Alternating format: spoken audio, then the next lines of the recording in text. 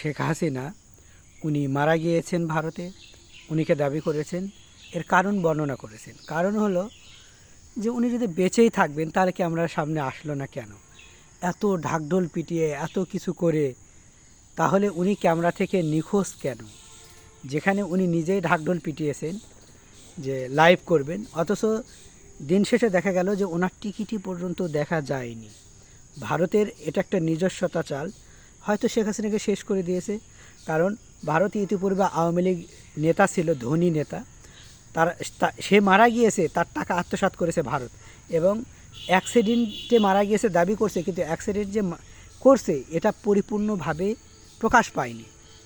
অর্থাৎ ভারত এই যে দেখবেন সারা দেশের যতগুলো অপরাধী আছে তাদেরকে ভারত আশ্রয় দেয়, দিয়ে কি করে এদের টাকাগুলো খেয়ে নেয়, এবং এরা সুস্থতার সে দেশে ফিরে যেতে পারে না, যেহেতু সে দেশে সে দোষ করেছে।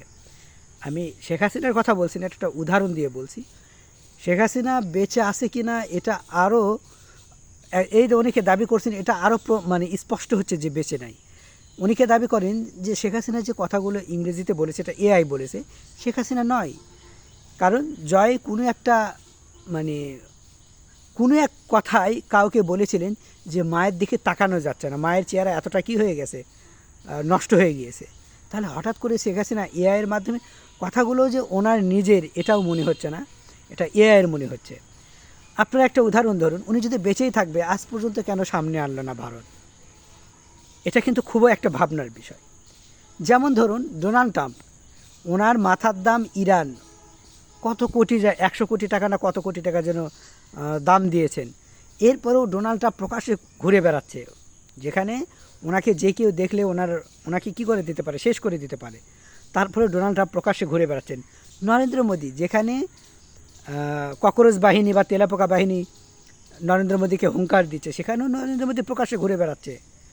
আর শেখ হাসিনাকে কেউ হুঙ্কার দিচ্ছে না, তবুও নরেন্দ্র মোদী যেখানে হাজারো নিরাপত্তার বেষ্টনীতে ঘেরাও রয়েছেন শেখ হাসিনা, তাহলে কেন উনি আসছেন না?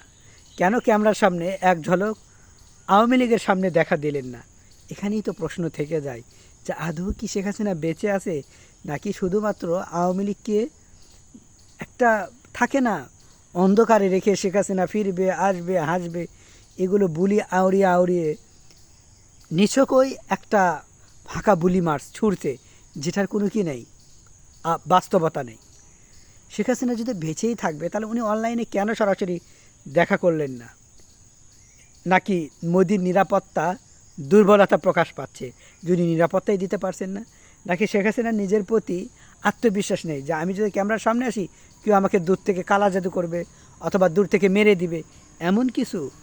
নাকি উনি নিজেই যখন ময়দানে মাঠে নামতে পারছেন না, তাহলে অন্ধকারে থেকে পর্দার আড়ালে উনি কি মানে তাবিজ বা তদবির করছেন, যেই তদবিরের মাধ্যমে আওয়ামী লীগ মাটি থেকে পানি একবারে বেরিয়ে যাবে?